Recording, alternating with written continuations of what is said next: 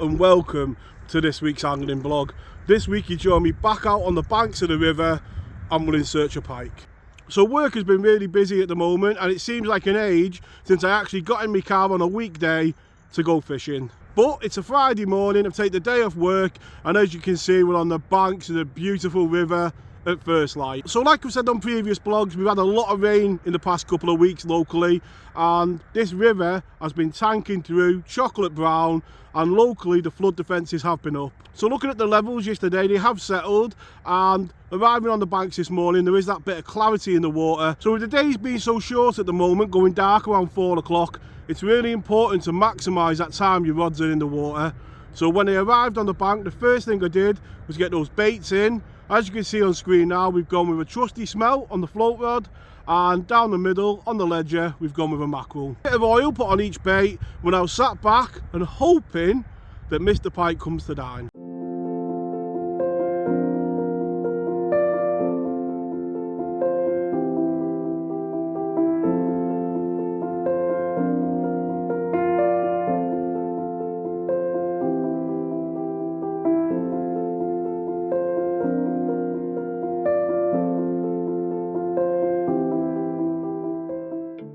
As you can see there, got the first take of the day, just on the top of that margin, on that smelt.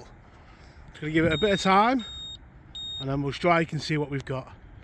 I'm striking into the pike. It doesn't feel the biggest pike in the world, but hopefully we're going to get the first pike of the day on the bank. Mr. and Mrs. Swan going past, and the first pike is just coming up to the top. He's only a small guy.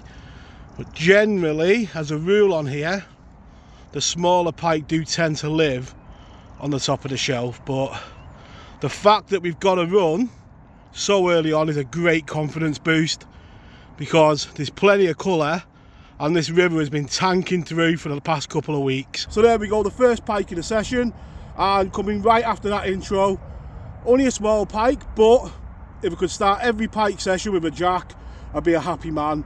The first pike of the day, let's get him straight back. So you know when they're ready, when they're fighting to get out the net, this little jack, more than ready. I say, any day of the week, take a jack to start a session.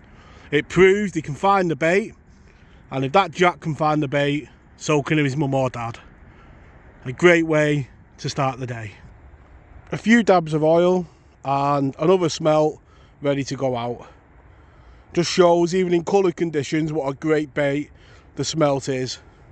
They find them, they have their unique smell, and sometimes you can be thinking, you know, mackerel like we've got down the middle, herring, big smelly baits, but they're pike and they find the bait, don't they? So I don't normally fish the floats on the river with the bait alarm on, but there's that much debris coming down the inside line. I've got the reel on the lightest setting, and you can see there, if I had the bail arm off, that line would be going straight over the top. I just tightening up, you can see there's only maybe half a foot of actual line touching the water.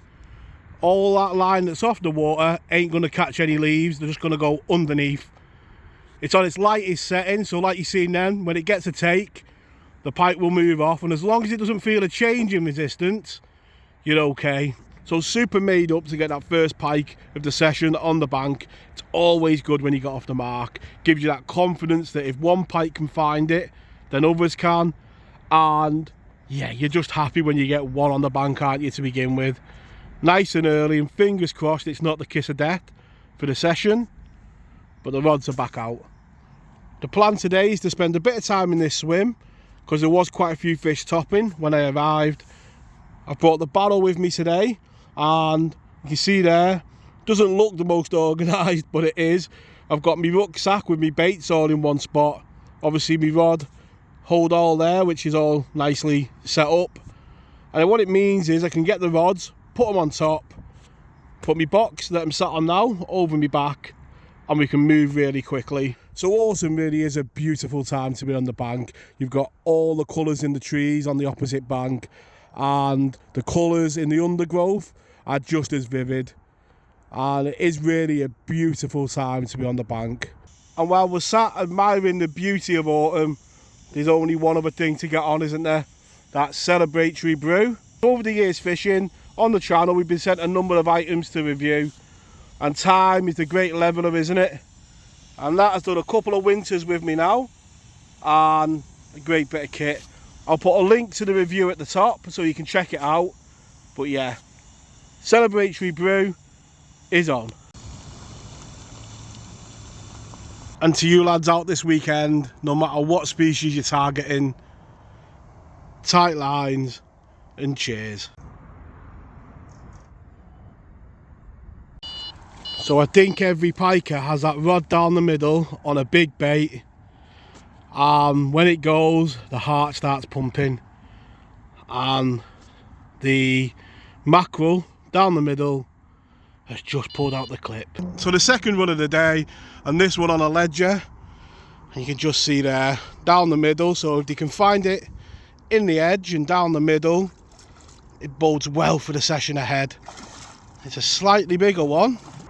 Leave down below if you have that bait you put out that when it goes, the heart starts pumping. The ledger down the middle on a bigger bait is that one for me, and it's been rewarded today with a much better pike. And before we pop this beautiful pike in the edge to rest, you can see there, blind in one eye, but the beautiful colours of river pike. When you think the river's been up for a while, it's still got those vivid colours that we love. Let's get him straight back in the edge to rest and let him go. Proper made up with that pike. I'll just go over the setup really quickly while it's out the water. I've got my Fox Predator Elite Deadbait rod, 12 foot, 3.25 pound. Got a Corum Zelos reel, and on there I've got 60 pound braid. Down to the business end, I've got one of the Fox Ledger booms. On the end I've got a 3 ounce Dinsmore gripper lead. Got my homemade wire trace and a quick change swivel, and on there I've got a whole mackerel. That's the rod down the middle, and fingers crossed it goes again. The sun is out now, as you can see, and the coldness of the morning is disappearing, but with that colour in the water, I've got confidence. If it was gin clear, blue skies and sunshine, I'd be a bit more concerned, but the fact that we've got that colour is going to help us today. So oils really are a fantastic part of your armoury when it comes to piking. For me, as you can see, it's quite an old bottle and I've had it a while, because I only really use it when it's coloured. I believe when it's clear, the pike are hunting by sight, so I'll cast a lot more and use, you know, like a shiny bait, like a smelt or a roach.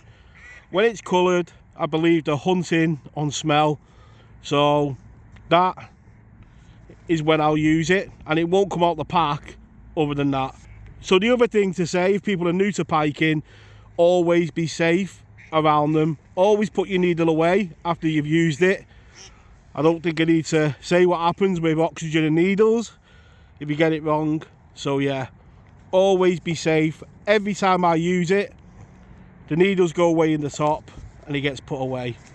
I never inject the bait in my hand. I always hold the bait by the hooks, and then I'll put the oil in a downwards direction with the bait in the air, so it's nowhere near my hands when I'm putting it in. So it's midday and no more bites have been forthcoming, so the gear's on the barra and it's time for a change of peg and work our way back to the car park. So here we are in peg number 2.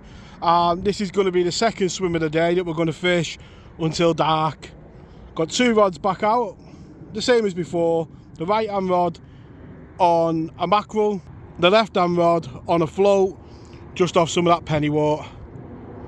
Both rods are in, sit back, and hopefully swim number 2 will produce as many as swim number 1. So it's taken about 40 minutes and the ledger has just pulled out the clip, and hopefully it's the big one. You see it's just pulling line off there now, so it's confidently taken. Let's take a look. So dispelling the myth that big bait down the middle is a big pike. It's not the biggest pike in the world, but again, down the middle it's found the bait. You see it's just hooked. We'll take a time and let's get him in and take a look. And a little pike that's just taken that bait down the middle Let's get him straight back and get the rod back out there. Looks like a nice pike.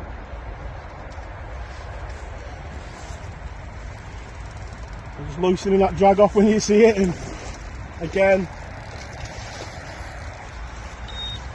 dispels the myth that the big pike are down the middle on the big bait.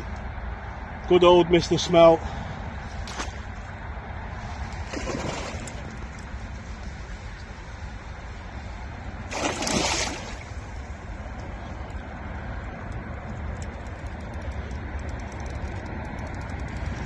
A bit of a frantic fight, but more than happy with this pike. A beautiful pike, and dispels that myth that all the big ones live down the middle.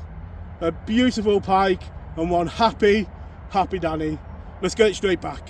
So all the gear's packed on the trolley, and unusually for me, give it into dark. My mate Gary turned up after work.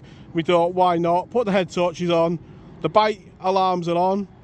Down there's 2 rods about to come in. I really do hope you've enjoyed this week's blog and the piking on the channel, and all that remains is for me to wish you all tight lines in your own fishing, and we'll catch you all next week. Tight lines.